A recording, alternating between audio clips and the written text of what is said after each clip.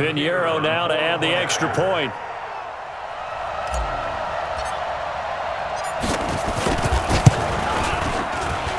It's up and good. This becomes a 21-14 ball game now.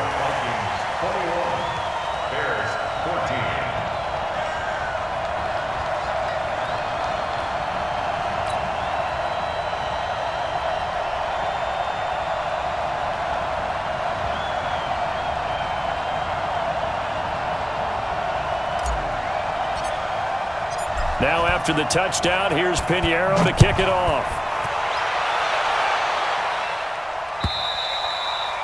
And this will not be returnable. It's out of the back of the end zone for a touchback.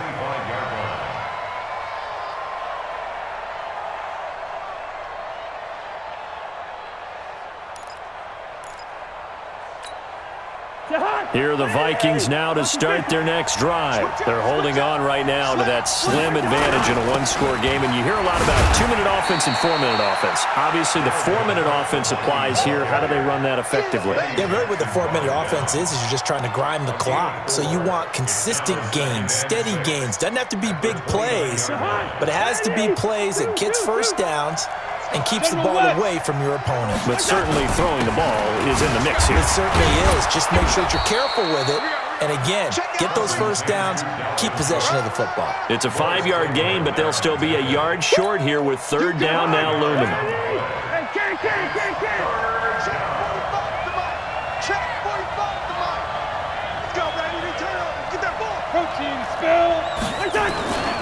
Cook. And he's able to get the first before he's taken down at the 36. They only get 2 there, but on 3rd and 1, that's all they needed to keep the drive going. 2 yards. First down, Vikings. So from the 36 now, 1st and 10.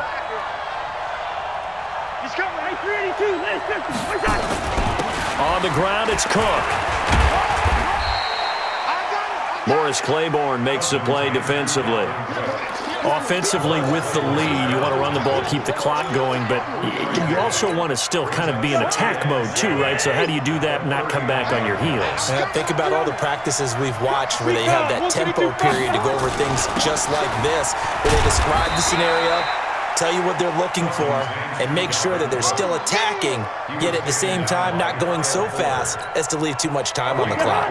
As big of a play as we've had in this one so far. This is 3rd and 3. Cousins to throw it. And look at this. They get the turnover they needed. It's intercepted. Picked off by Morris Claiborne. And his guys will take over at their own 44-yard line. The Bears take over 1st and 10 at their own 44-yard line.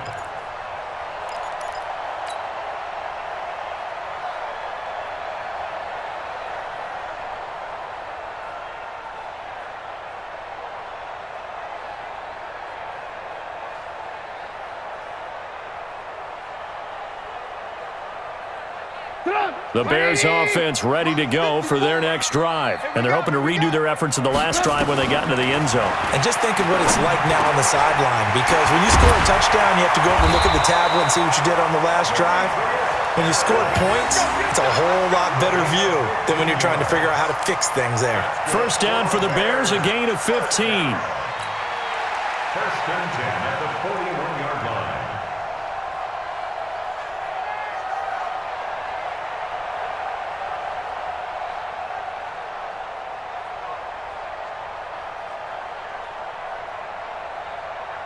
Trubisky now perfect since the second half started. 7 of 7.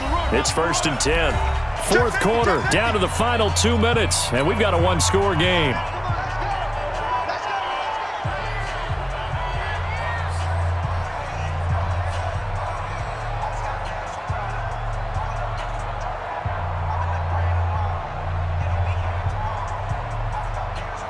So the Bears with the football here as we welcome you back. They come up on a 1st and 10, desperately needing a score here on what could be their final drive. He'll look to throw. The screen pass here to Cohen. Mark that down as a pickup of 13, and the Bears have the first. 13 That's what they need right now. Get the first down, get out of bounds, stop the clock. Just playing smart football, understanding the situation, making the plays necessary, and making sure that clock stops at every opportunity.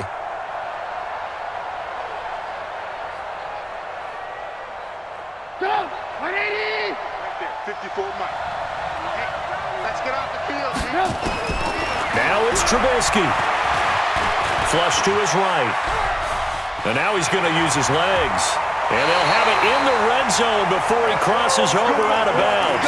Good coverage downfield led to him taking off, picking up the first down on a 13-yard run. Bears, first down.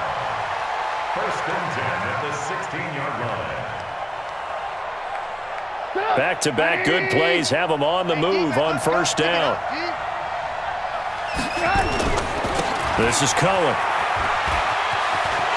And he takes this one in for a Bears touchdown.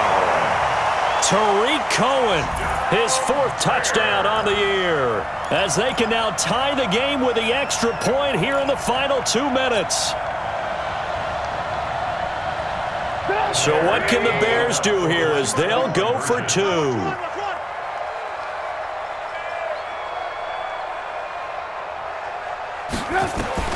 Back to throw. And he can't get a throw away. He's taken down. I know there's some time on the clock, but I still think you kick the extra point there and don't go for two and go for the win in that spot. Yeah, time or no time, why not just take the one and even the score? And then that way, no matter what, at least you know what you're dealing with now. It's a whole different strategy. You got to decide whether you're going to onside kick or just try and play defense and get the ball back. Here are the Vikings now to start their next drive. And this game not quite over yet. And we'll likely see them take all three timeouts defensively, so they can't just kneel this one out. They're going to have to try to run a few plays. You're exactly right. They've got to get a first down and make them use up all their timeouts in order to feel like they have this one in hand. Have to imagine this will be on the ground as well as they come up 2nd and 7. Cousins. And that one almost intercepted. Far too loose with the football here. Nearly a 4th pick. And it's 3rd down. I'm trying to decipher what's going on out there because I don't know if he's just getting bad reads. I don't know if the defense is confusing him. I don't know if he just has, bad info and intel before he snaps the ball. But he's made some pretty bad decisions with the football lately. Yeah, several bad decisions on the interceptions he's thrown. And frankly, that should have been another pick right there. Completes it to the fullback, Ham. Now the Bears going to use the second of their timeouts as they'll get it with just under 90 seconds remaining. Here's Britton Colquitt now as he's on to punt for the first time this afternoon. Pulled in at the 24. Nice job bringing that one back. 14 on the return. And the Bears take over. At the line, prepping for their next drive, the Bears offense. They're only in need of a field goal, a decent amount of time on the clock. So tell me if I'm wrong. You don't have to be too panicked here. No, not at all. I agree with you. And this is where your preparation and your confidence comes into play. They've worked on these situations. Yeah, they practice this all the time, They practice it all the time. They know what they want to get done. And in a lot of cases, the great competitors, they love this situation. They think they can go ahead and get it done. They practiced it. We'll see if practice makes perfect. They'll run on first down. It's Cohen. Now the Bears will use their 3rd and final timeout as the clock's going to stop with 47 seconds to go in the 4th.